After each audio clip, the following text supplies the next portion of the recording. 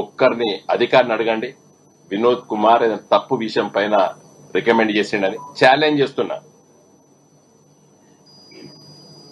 నేను పూర్వపు వరంగల్ జిల్లా కలెక్టర్లతో మాట్లాడేది, కరీంనగర్ జిల్లా కలెక్టర్లు చాలా మంది వచ్చిపోయారు, అధికార యంత్రాంగం, ఆర్డీఓలు, జాయింట్ కలెక్టర్లు, ఇంజనీరింగ్ అధికారులు, మున్సిపల్ అధికారులు,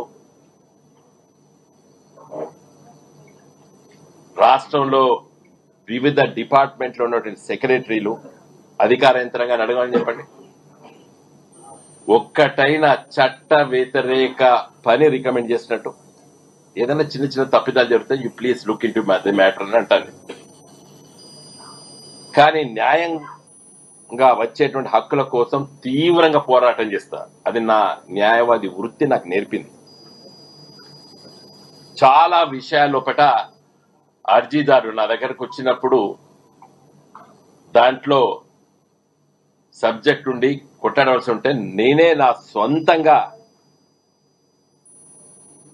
కొన్ని సందర్భాల్లో లిటిగేషన్ కూడా అయితే కూడా నేనే చేస్తాను. ఇదే రాష్ట్ర ప్రభుత్వం అంటే మొన్నటిదాకా కేసీఆర్ గారి నాయకత్వం ఉన్నటువంటి రాష్ట్ర ప్రభుత్వము జూనియర్ ఇంజనీర్ల రిక్రూట్మెంట్ లోపట 2014-15 అయితే వెయిటింగ్ లిస్ట్ ఉన్న వాళ్ళకి ఇవ్వకుండా మళ్ళా నోటిఫికేషన్ ఇస్తే నా సొంతంగా ఆ మిత్రులకు చాలా మంది పనిచేస్తున్నారు, వాళ్ళకి అడ్వైజ్ చేసి సుప్రీంకోర్టు దాకా కొట్లాడినా నేను అగెన్స్ట్ ది స్టేట్ గవర్నమెంట్, మా ప్రభుత్వం వ్యతిరేకంగా.